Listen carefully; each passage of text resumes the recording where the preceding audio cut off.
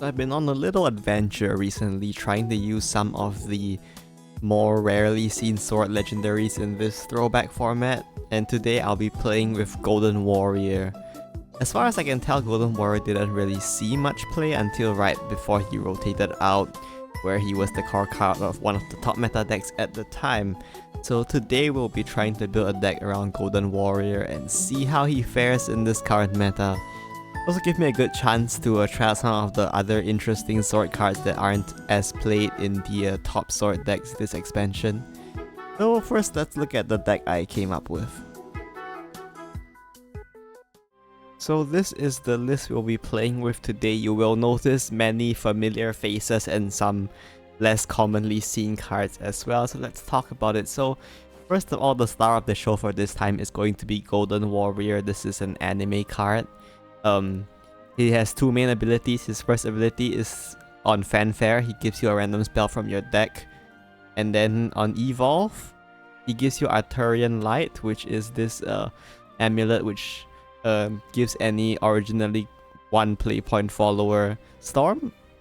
And at the start of your turn, you will summon a knight. So the main construction for this deck is to make use of both these effects. So the spells are more straightforward, so let's talk about that first. So you can see we run very small amount of spells. We don't run any royal summons. We don't run a monochrome endgame. This is to make sure that as commonly as possible, playing Golden Warrior will draw Musketeer's Vow, because the spell is super strong right now. It eventually falls out of favor, but at this current time in this format, the spell is still very strong, so you want to be able to draw this every game. So running few spells lets us draw a Golden Warrior. The last one spell we run is Coronation. I will talk about why we run Coronation in a little bit. It's a 7-cost spell, but we only run one copy to make sure that as much as possible we draw Musketeer's Vow. So next, we want to make good use of Arthurian Light, which is going to be a bit more difficult. So one of the main cards you might have noticed I'm running that you don't see in sword decks nowadays is Homebound Infantryman. He has last words to put himself back into the deck and give +1/+1 to all your Homebound Infantrymen in your deck. And most this guy goes out to like 2/2 or 3/3. I've never seen it bigger than that, but that's like good enough. It's a pretty neat card, just thematic that I kind of like it. And it has some decent synergy with Golden Warrior giving it Storm, so that's why we are running Homebound Infantryman. And then of course Penguin Guardian, for Rally 5 he gets a +2/+2, so it's a 1-cost 3 damage Storm, which is very solid. So those are the 1-cost we run. I mean, Bunkin Recruit is in every sword deck, so don't really need to talk about this, it's just a good card.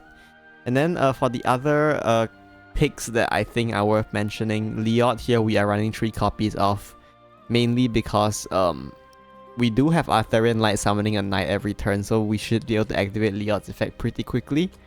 So having Liot will help with that. Also, setting up Liot can help clear the board, which will help you play Golden Warrior more safely. So that's why we run 3 Liot. Then we run Geno here because running the Arthurian Light takes out 1 board space, and the knight it summons also takes out another board space, which makes it a bit prone to locking. So Geno is a way just to punish your opponent for trying to lock you. You can just evolve follower hit face, play Geno to make do not increase the amount of board space being used while being able to storm for a decent amount of damage. Yeah, that's why we're running Geno. Golden Warrior's amulet, the Arthurian Light, also helps make sure that Geno always has food to get Storm off of. So that's a pretty solid advantage, I guess. And finally, Coronation, we always have a target because of Arthurian Light. We can just place on turn 7 as a finisher.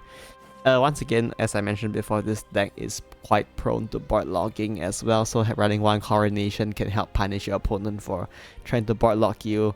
Also, it just randomly wins games sometimes. It's pretty rare though, but yeah, and for the rest of the deck, we just filled it out with pretty standard rally sword stuff, so this is the list we'll be running. Let's jump into the games. So for our first match of the day, we are going second against Shadow. This game was recorded in unranked because I wasn't sure how this deck would fare yet, so I started with playing it in unranked first. But it's against a meta deck, so I think it should be fine, right? So for the mulligan, We look for either Homa Infantryman or Bumpkin Recruit. We do prefer Bumpkin Recruit. And then for 2 costs, we keep Victorious Blader and we keep Blade Ride's Lieutenant. And then if we're going second, we keep Cat Admiral, and of course we keep Golden Warrior as well. So there is my opponent's Luna, which is pretty standard for Shadowcraft in this expansion. Go ahead and drop the Homa Infantryman. We want this guy back in the deck as fast as possible, because if we draw too many copies, we lose a bit of value off his buff. So we want my opponent to sort of try to destroy this Homa Infantryman, so we just drop it there. Go ahead and get rid of the Luna to deny Krampus, I guess, in case they want to go for that, or like the retracing the past. They're gonna heal one anyway, so going face with the Homa Infantryman wouldn't have done anything. So they put this Ingo Hound behind a wall, which is annoying, but we can just use Leot to snipe that later on, so we are fine there. And there's Angel's Blessing, so they are gonna draw. This looks like Flaming Glass. I mean, we did see Flaming Glass, so yeah, this is Flaming Glass. So there is the Spirit Invasion. They use it to trade for some reason. I don't really know why, but I'll take it. And then Leot will just poke them in the face here. We could have gone Cat Admiral here, but we'll just go ahead and get Golden Warrior down as fast as possible. Then we'll chain it into Musketeer's Vow next turn, which is pretty nice. Or we can also get value out of this Penguin Garden next turn if we want to. My opponent just go for Call of the Great Arm, and then they go ahead and play their Ingo's Hound. They'll evolve it, presumably to get rid of my Golden Warrior here. And they do play Call of the Great Arm again. We do see their Spirit Reaper, Madness Reaper, I forgot what it's called, the Reaper guy, so we will need to watch for that, and there's Retracing the Past to heal up as well, which is a bit annoying, but they do leave our Leot alive, so that's interesting. In this case, this Knight is getting in the way a little bit, but we just go ahead and get the Musketeer's Vow out, pick up the Dartigan to get some damage in. Honestly, our Aramis is maybe not the best pick. Maybe I could have gone for the Athos instead, but I mean, it applies some pressure for my opponent to have to answer this Aramis, so it's fine. And there's the Skeleton Raider here, which is pretty annoying. We do lose our entire board here, take a ton of damage. And they do have this big Bell Ringer Angel. It's annoying, so we go ahead and get rid of the damage shield of the Bell Ringer. Then we go ahead and play Cat Admiral. So this looks a bit strange, but at this point I've given up on attempting to clear that board. I've decided that rather than try to clear that board, I am better off trying to just not let them kill me, and hopefully I can kill them next turn. So we go ahead and use the Taketsumi spell here. It looks a bit scary leaving Skeleton Raider alive, but honestly with Taketsumi spell in effect, the Raider isn't going to do that much to us. We got a pretty sturdy board of wards here. Bellringer still has the damage shield as well, so there is another in-goes half my opponent as well as Luna. They do play the Angel's Blessing as well, which will heal them, which is a bit annoying for us. There's the Reaper of Madness. They go for the for some reason they went for the Corpse Master.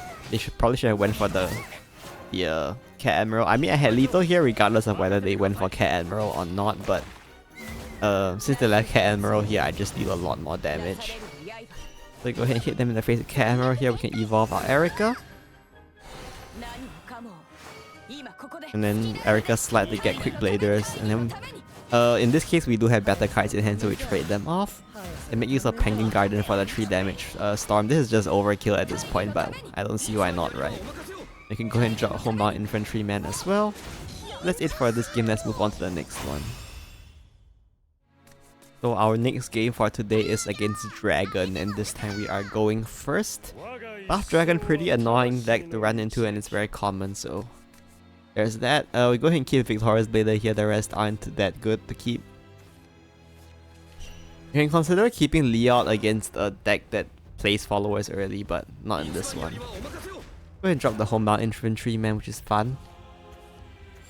There's that Drak, which will probably clear my Homebound Infantryman. Oh, it doesn't. Alright.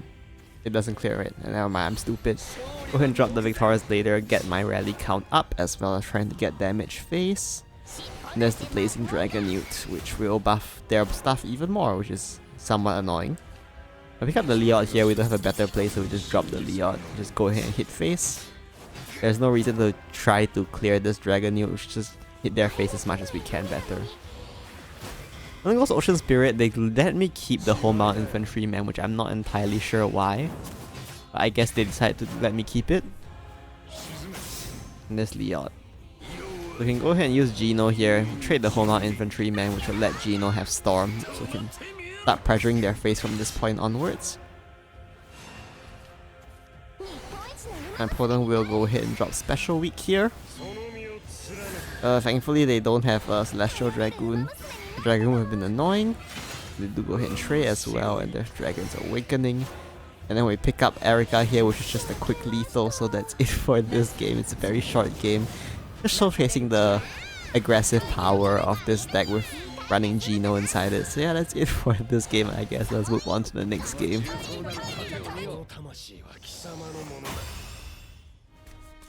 So we have a next game here against Sword, and we are going second this time. The Sword Mirror is a bit interesting, I guess. We'll find out how it goes. So I do choose to keep Penguin Garden here because I really need the turn 1 play. Against Sword, especially when going second, it's helpful to have something to start answering the board as soon as possible. We do keep Penguin Guardian here. That's Guild Unleashed for my opponent, which is an interesting pick, I guess. Maybe not the most conventional sword deck out there. Pick another Homebound Infantryman, which is normally annoying, but in this case actually quite nice because we can use them to clear Guild Unleashed while keeping our Penguin alive.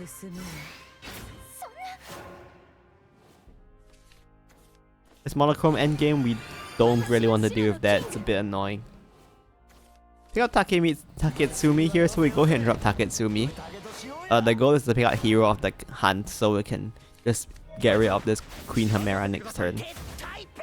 Let's play right Lieutenant for my opponent, which is a pretty annoying wide board here, but we can go ahead and use Cat Admiral to make a wide board of our own.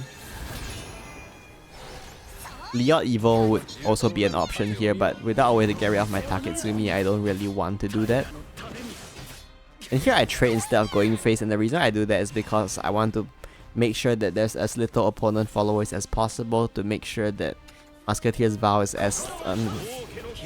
maximize my ability to answer Musketeer's Vow next turn, which it does come as expected. So there's Musketeer's Vow, which is annoying, and it will heal off my Cat Admiral as well. But we do have Geno, so we can go ahead and pop that Athos. Normally this would have been probably instant concede with this hand, but since we have Geno, we can go ahead and use that, and Geno can go face as well. There's their Cat Admiral, which is fine. We are just happy that that's not monochrome endgame. And there's Taketsumi as well. My opponent's at rally 11, so they are going to go ahead and invoke Corpse Master. Very annoying board here with them going wide, but here I see an opportunity. So if you are familiar with the Sword Mirror, the thing to be the most scared of is in fact Victorious Blader, which they can play on turn 7. So right now my opponent doesn't have a way to play Victorious Blader because their board is full. We also see one Corpse Master here, so hopefully they don't have one in hand. So what we can do here is we board lock here. We count the damage on board they have, and they have a maximum of 16 damage with their Evo point, which means that they won't be able to clear this. And we go ahead and play the Great Shield as well. The Great Shield here does two things. One, it gets our rally count up. Next thing it will be at 10. Well, the rally count doesn't matter, but importantly, the Great Shield here will summon a ward next turn, which means we can hide our Victorious Blader behind 2 wards, which makes it next to impossible that my opponent has any way to clear it next turn. So we go ahead and just get the Leod here. My opponent chooses not to evolve, which I guess makes sense. They're probably saving their Evo point. Leod will answer most of their board, and Victorious Blader will do the rest. Go ahead and play Victorious Blader, go ahead and trade, face, and as long as my opponent doesn't have Corpse Master, they probably just concede because I don't think they can answer this board. Let's Messenger Squirrel. No Corpse Master, so at this point I basically won and my opponent concedes. Let's move on. So the games this time around were a bit short and we didn't get to see Golden Warrior do much, so I brought a 4th game. This one is also from when I was playing in unranked, so keep that in mind. This is against Haven this time. So I think this was because unranked is like so unpopulated. I think this is my 2nd game against this person with this deck. First time round, I can't remember if I lost or not. I probably lost the first time round. So that's Master Chef from my opponent, which is fine. Probably a heal kind of deck. Go ahead and drop Victorious Blader here. Probably shouldn't have traded. Well, it's actually a bit weird. Trading it prevents them from banishing it, which is nice, but it also means that I lose 1 damage down the line. There's Victorious Blader again. Victorious Blader isn't particularly useful against Heal Haven, so... this time we play Homemade Infantryman because we rather this get banished than Bumpkin Recruit. There is their Ares, which they will use to banish my Homemade Infantryman, which is fine. We can get rid of this Ares, which is pretty good. Hopefully they don't have a second one. We'll evolve the Bell Ringer here to get the draw. Got Golden Warrior, which is good because that's what the deck is built around. Go ahead and trade. Pick up Penguin Guardian here, which we save for Golden Warrior. And there's a second Ares as well, which is fine. We do go ahead and evolve the Ares to get the leader effect.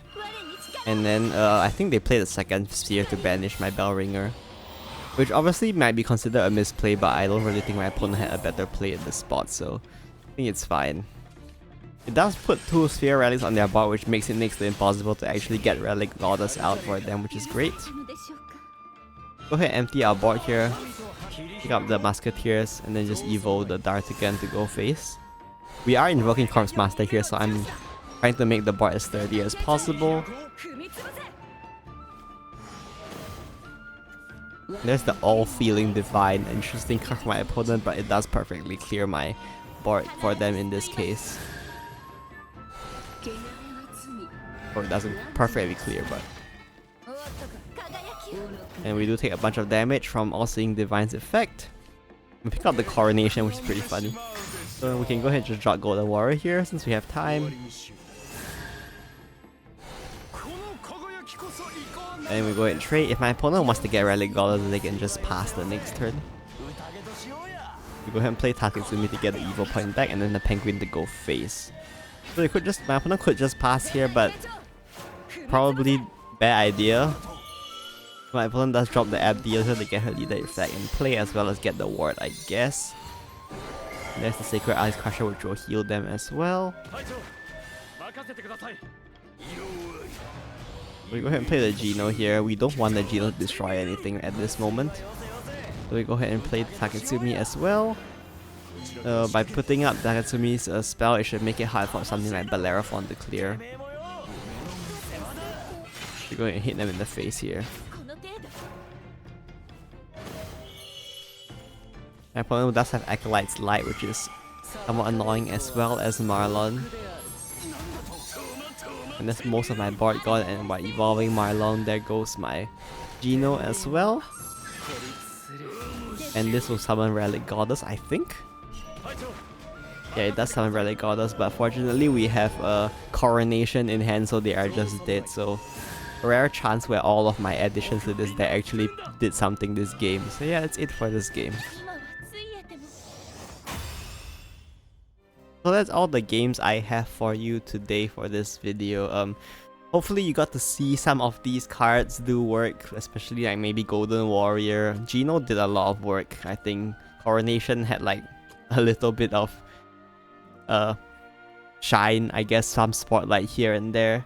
But as for how good is this deck, honestly, it's good enough to win. Like, if you wanted to climb with this deck, you absolutely can, and that's because it is mostly just Rally Sword, and Rally Sword is pretty strong. A lot of games, honestly, I didn't even get to play Golden Warrior or like Coronation, all these like weird cards. A lot of games I just won with just straight up Rally Sword. Unfortunately, those aren't very good for this video, so I didn't really keep them in. I wanted to focus on these less seen cards instead for this video. So if you felt the game quality was a bit maybe lower than usual, maybe that's why. But yeah, that's it for today's video. See you next time. Bye bye.